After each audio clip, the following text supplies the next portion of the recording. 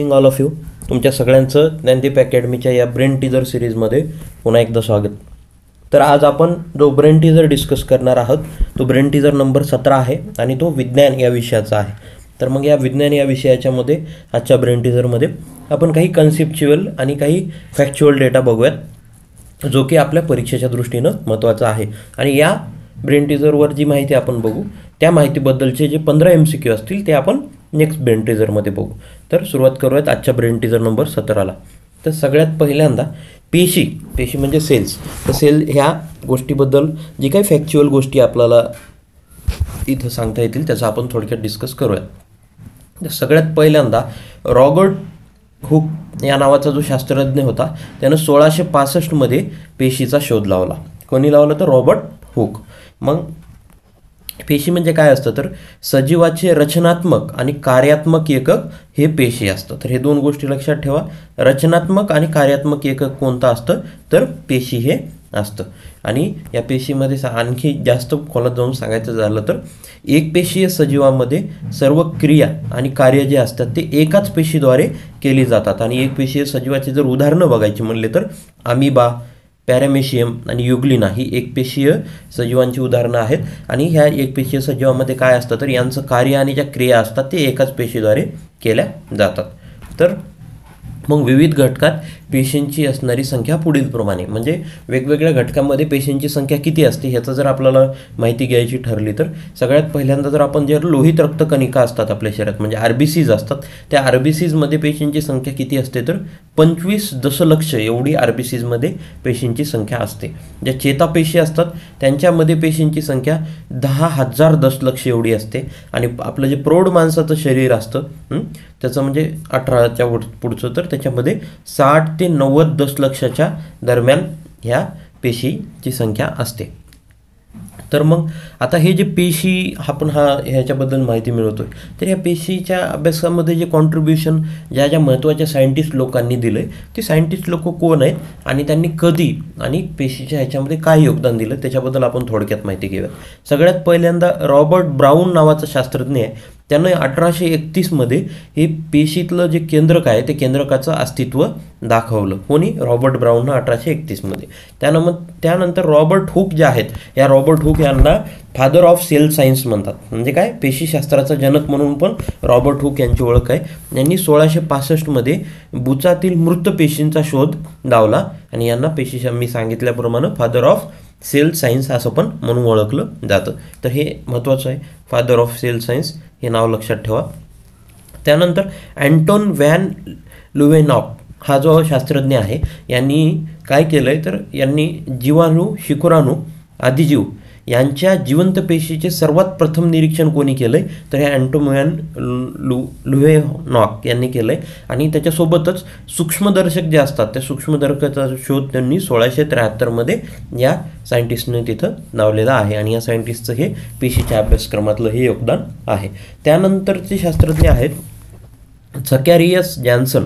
मग ह्यांनी काय केलं की सूक्ष्मदर्शकाचा प्रथम शोध 1590मध्ये लावला. तर आता इथं दोन कन्फ्युजन आहेत की याच्या पहिले जे आपण शास्त्रज्ञ बघितले अँटोन व्हॅन लुवेनॉक यांनी इथं पण म्हणलं की सूक्ष्मदर्शकाचा शोध लावला आणि झकॅरियन जॉन्सन यांनी म्हणलं की सूक्ष्मदर्शकाचा प्रथम शोध लावला. तर या दोघांपैकी पहिल्यांदा शोध कोणी लावला असं म्हणलं तर 1590 साली झकॅरियन जॉन्सन यांनी लावला. आणि त्यानंतर त्याच्यामध्ये काही आणखी मॉडिफिकेशन असतील किंवा थोडंसं ॲडव्हान्स लेवलच्या सूक्ष्मदर्शकाचा शोध कोणी लावलं तर 1673मध्ये अँटोन व्हॅन लुवेनॉक यांनी लावलेला आहे. तर ह्या दोनमध्ये कन्फ्युजन नको. त्यानंतरचे शास्त्रज्ञ आहेत जोहान्स पुरकिन्झे. मग यांचं योगदान काय आहे पेशीच्या अभ्यासात तर पेशीतील जी तरल द्राव्यता पेशीतील तरल द्रव्याला प्रद्रव्य असं त्यांनी नाव दिलं. तर हे MCQसाठी इम्पॉर्टंट आहे लक्षात ठेवा. त्यानंतरचे शास्त्रज्ञ आहेत M. शिल्डेन व श्वान. मग ह्यांनी काय केलं तर पेशी सिद्धांत मांडण्याचं काम M. शिल्डेन व श्वान यांनी केलेलं आहे. रॉबर्ट ब्राऊन हे शास्त्रज्ञ होते. त्यांचा पेशीशास्त्रातल्या ह्याच्यातला अभ्यास काय तर त्यांनी केंद्रकाचा शोध म्हणजे आपण पहिल्या ह्याच्यातच बघितलं हे परत आलं आहे इथं थोडंसं 1831मध्ये लावलं. इथं थोडंसं इसवी सन दिलं त्यांनी ते लक्षात ठेवा. वॅटसन व क्रिक यांनी काय केलं तर DNAचं डबल हेलिक्स स्ट्रक्चर हे 1953मध्ये त्यांनी ह्याचा शोध लावला, DNA डबल हेलिक्स स्ट्रक्चरच्या, वॅटसन व क्रिक यांनी. पॉर्टर या शास्त्रज्ञानं काय केलं तर आंतरद्रव्य जालिका, त्या आंतरद्रव्य जालिकाचा 1945मध्ये त्यांनी शोध लावला. आणि कॅमिलिओ गोल्गी यांनी काय केलं तर गोल्गी संकुल ह्याचं योगदान त्यांचं कॅमिलिओ गोल्गीचं यांचं आहे. त्यानंतरचे शास्त्रज्ञ आहेत डी ड्यू यांनी लयकारिका ह्याच्याबद्दलचं योगदान दिलेलं आहे. अल्टमन व बेंडा ह्या शास्त्रज्ञांनी तंतुकणिकेच्या ह्याच्याबद्दलचं योगदान त्यांचं आहे. GE पलाडे हे जे काही आहेत त्यांनी रायबोझोम्सचा शोध लावलेला आहे 1955मध्ये. आणि T बोवेरी जे हे शास्त्रज्ञ आहेत त्यांनी सेंट्रोसोमचा शोध 1888मध्ये लावलेला आहे. तर मित्रहो, ही होती आपल्या पेशीबद्दलचे अभ्यास करणारे जे काही शास्त्रज्ञ होते त्यांचं कॉन्ट्रीब्युशन आणि ते कोणत्या वर्षात दिले त्याच्याबद्दलची थोडीशी माहिती आपण इथं डिस्कस केलेली आहे. तर नेक्स्ट बघूयात. नेक्स्ट आहे पेशीची संरचना कशी असते. तर मॉर्फोलॉजी ऑफ सेल्स त्याला असं म्हणतात इंग्लिशमध्ये. तर हे पेशीबद्दल सांगायचं झालं तर अंडे आणि अमिबा जे आहेत हे एक पेशी आहेत. तर हे कायम लक्षात ठेवा, अमिबा आणि अंडे एक पेशी आहेत. या पेशीचं आकारमान कसं असतं तर या पेशीचं आकारमान 0.1 मायक्रोमीटर ते 18 सेंटीमीटर ह्या दरम्यान या पेशीचं आकारमान असतं. किती? 0.1 मायक्रोमीटर ते 18 सेंटीमीटर. तर हे लक्षात ठेवा. मग पेशीचं आकारमान मोजण्याचं एकक जे आहे ते एकक काय नावाचं आहे तर मायक्रोमीटर नावाचं एकक पेशीचं आकारमान मोजतं. तर हे पण त्याच्यामध्ये लक्षात ठेवणं गरजेचं आहे. आणि 1 मायक्रोमीटर म्हणजे 1/1000 मिलीमीटर असं त्याचं, म्हणजे 1 मायक्रोमीटरचं जर हे काढायचं असलं तर 1/1000 मिलीमीटर हे त्याचं हे येतं. त्यानंतर सर्वात लहान पेशी म्हणून कोणती पेशी ओळखली जाते तर मायक्रोप्लाझ्मा गॅलिसेप्टियम ही जी नावाची पेशी आहे ही सगळ्यात लहान पेशी म्हणून ओळखली जाते. तिचा आकार किती आहे तर तिचा आकार 0.1 मायक्रोमीटर एवढा तिचा आकार आहे. त्यानंतर सगळ्यात, आता ही झाली आपण सगळ्यात लहान पेशी बघितली. आता सगळ्यात मोठ्या पेशीचा आकार किती आहे तर सगळ्यात मोठी पेशी म्हणून जे शहामृगाचे अंडे असतात ते सगळ्यात मोठी पेशी म्हणून ओळखले जातात. आणि त्यांचा आकार किती आहे तर 18 सेंटीमीटर हा एवढा त्यांचा आकार आहे. मग पेशीचा आकार जो असतो हा तिच्या कार्याशी निगडीत असतो. आपल्या ज्या RBCs असतात त्या RBCs म्हणजे लोहित रक्तकणिका म्हणतात त्याला मराठीत RBCsला. तर या RBCचा आकार द्विअंतर्वक्री गोलाकार असतो. तर पांढऱ्या पेशी ज्या असतात WBCs त्याचा स्वतःचा आकार स्वतःच बदलू शकतात. तर हे दोन गोष्टी फार इम्पॉर्टंट आहेत. RBCचा आकार द्विअंतर्वक्री गोलाकार असतो आणि जे WBCs असतात त्या स्वतःचा आकार स्वतःच बदलू शकतात. तर हे इम्पॉर्टंट आहे. ह्याच्याकडे थोडंसं लक्ष देऊन रीड अँड रिवाईज करून घ्या, हे लक्षात ठेवणं गरजेचं आहे. तर मित्रहो, आता आपल्याला बघायचं आहे वनस्पती पेशी आणि प्राणी पेशी ह्याच्यामध्ये एक्झॅक्ट नेमका काय फरक आहे हे आपण बघूयात. तर सगळ्यात पहिल्यांदा मग हा फरक बघताना आपल्याला काय बघावं लागेल, वैशिष्ट्य बघावं लागतील. आणि त्या वैशिष्ट्यानुसार वनस्पती पेशीमध्ये ते वैशिष्ट्य काय आहे आणि प्राणी पेशीमध्ये काय आहे हा डिफरन्स बघावा लागेल. तर सगळ्यात पहिल्यांदा जर आपण पेशीभित्तिका सेल वॉल हे जर वैशिष्ट्य घेतलं तर ह्याच्यानुसार वनस्पती पेशीमध्ये त्रिस्तरीय पेशीभित्तिका जी सेल्युलोजनं बनलेली असते. ही जी पेशीभित्तिकेचं आपण जर वैशिष्ट्य धरून बघितलं तर वनस्पती पेशीमध्ये काय असतं, या पेशीभित्तिका ज्या असतात ते त्रिस्तरीय असतात आणि ज्या सेल्युलोजने बनलेल्या असतात. आणि तेच जर प्राणी पेशीमध्ये बघितलं तर प्राणी पेशीमध्ये पेशीभित्तिका नसते पण पेशीवर प्लाझ्मा मेम्ब्रन्सचे आवरण असते. तर हे लक्षात ठेवा. प्राणी पेशीत पेशीभित्तिका नसते पण प्लाझ्मा मेम्ब्रन्सचं आवरण असतं. आणि वनस्पती पेशीत त्रिस्तरीय पेशीभित्तिका असते आणि ती कशामुळे बनलेली असते तर सेल्युलोजनं बनलेली असते.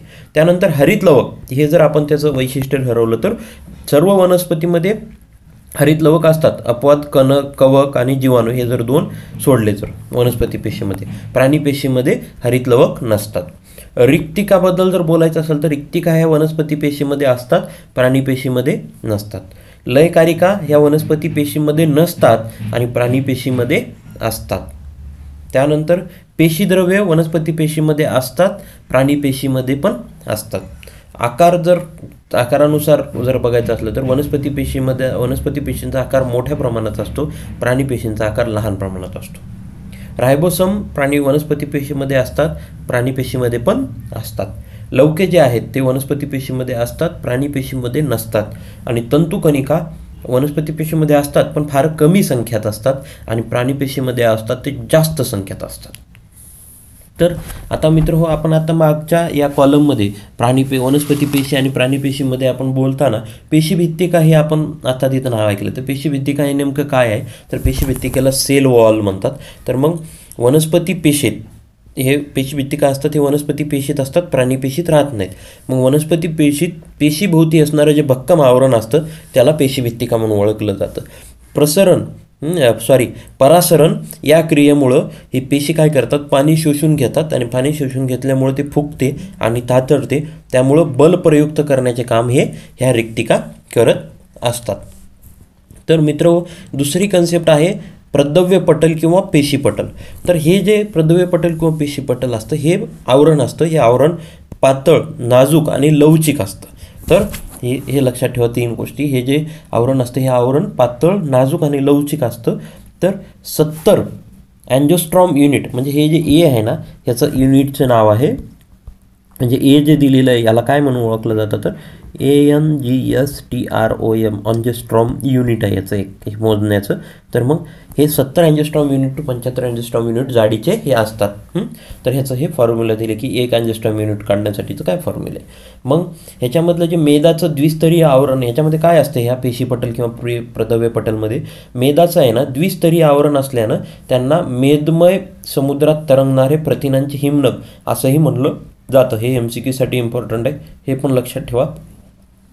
त्यानंतर परासरण ही जी यांत्रिक क्रिया आहे, ही यांत्रिक क्रिया असल्यामुळं पेशीला ऊर्जा खर्च न करता पाणी प्राप्त होतं. तर काय होतं, परासरण ही यांत्रिक क्रिया असल्यामुळे पेशीमधली ऊर्जा खर्च होत नाही आणि त्यामुळे त्यांना ऊर्जा खर्च न करता पाणी प्राप्त होतं. परासरण क्रियेमुळं पाण्यात ठेवलेले अंडे बाहेरून फुगलेले दिसतात आणि तसंच परासरणाबरोबर विसरण ही प्रक्रिया देखील ऊर्जा काय म्हणते, परासरण क्रियेमुळं पाण्यात जे ठेवलेले अंडे आहेत ते बाहेरून फुगलेले दिसतात आणि हे परासरण आहे ना, या परासरणसोबत विसरण ही प्रक्रिया देखील ऊर्जा तयार करते.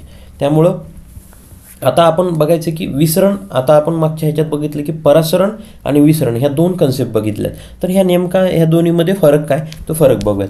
तर सगळ्यात पहिल्यांदा विसरण म्हणजे काय की विसरण जे आहे हे कोणत्याही माध्यमातून घडून येते आणि परासरण जे आहे ते फक्त द्रव्य माध्यमातून, म्हणजे पाणी किंवा द्रव्य संबंधात ज्या काही गोष्टी आहेत त्याच्या माध्यमातूनच परासरण घडून येतं आणि विसरण हे कोणत्याही माध्यमातून घडून येतं.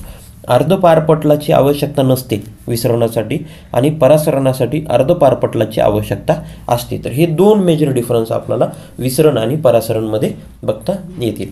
3 नंबरची कन्सेप्ट आहे पेशीद्रव्ये. तर पेशीद्रव्ये काय असतात, तर पेशीद्रव्ये हे सतत हालचाल करणारे असतात आणि जी जेली असते आपली, तर जेलीसारखा चिकट पदार्थ असतो. प्रदव्य पटल आणि केंद्रकामधील तरल पदार्थ म्हणून पेशीद्रव्ये ओळखले जातात. याच्यामध्ये काय असतं, अमिनो आम्ल, ग्लुकोज, जीवनसत्वे यांची साठवण हे पेशीद्रव्ये करत असतात. तर हे महत्त्वाचं आहे. पेशीद्रव्ये कशाची साठवण करत असतात, तर अमिनो आम्लाची, ग्लुकोजची आणि जे जीवनसत्वे आहेत त्यांची साठवण पेशीद्रव्ये हे करत असतात. आणि प्राणीपेशीमधले जे पेशीद्रव्ये असतात हे वनस्पती पेशीमधल्या पेशीद्रव्यापेक्षा अधिक दाट असतात. तर हे महत्त्वाचे काही पेशीद्रव्याबद्दल आपल्याला माहिती घेता येईल. त्यानंतरची कन्सेप्ट आहे पेशी अंगके.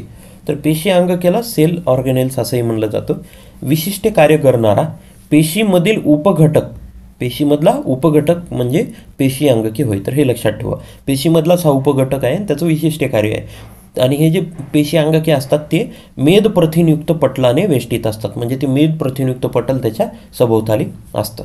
तर हे लक्षात ठेवा 2 गोष्टी, पेशीचा उपघटक म्हणून पेशी अंगके असतात आणि पेशी अंगके हे मेद प्रथिनयुक्त पटलाने वेष्टित असतात.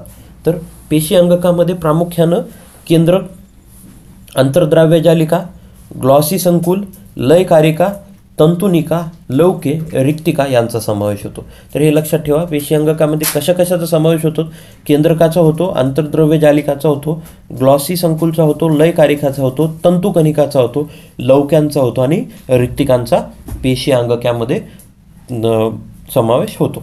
त्यानंतरची कन्सेप्ट आहे केंद्रक. महत्त्वाची कन्सेप्ट आहे, लक्ष देऊन ऐका. पेशीच्या ज्या मध्यभागी असणारे मोठे अंगक असून पेशीचा सर्वात महत्त्वाचा भाग आहे.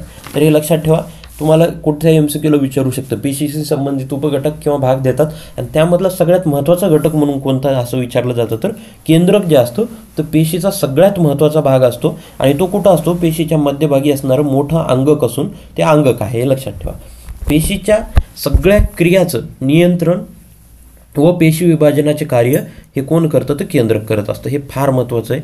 पेशीमध्ये जे काही सगळ्या क्रिया होतात त्या क्रियांचं नियंत्रण, त्याच्यावर कंट्रोलिंग करणं आणि पेशी विभाजनाचं कार्य करणं हे केंद्रक करत असतं. केंद्रक हा द्वीपदरी असतो, म्हणजे केंद्रक पटल असतो. हे लक्षात ठेवा.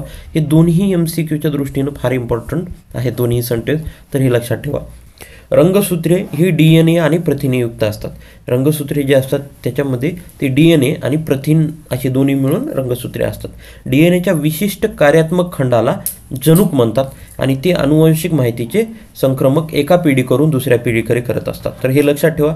आपल्याला ज्यावेळेस आनुवंशिक माहितीबद्दल काही विचारलं जाईल त्यावेळेस हे लक्षात ठेवायचं की DNAच्या ज्या विशिष्ट कार्यात्मक खंड आहेत त्या खंडाला जनुक असं म्हणलं जातं, जीन. आणि ते काय करतात तर आनुवंशिक जी माहिती असते ती एका पिढीकडून दुसऱ्या पिढीकडे संक्रमक करत असतात. त्यानंतरची कन्सेप्ट आहे आंतरद्रव्य जालिका. तर आंतरद्रव्य जालिका काय असते तर ही पेशीच्या आतमधली, पेशीच्या अंतर्गत वहन व्यवस्था असते.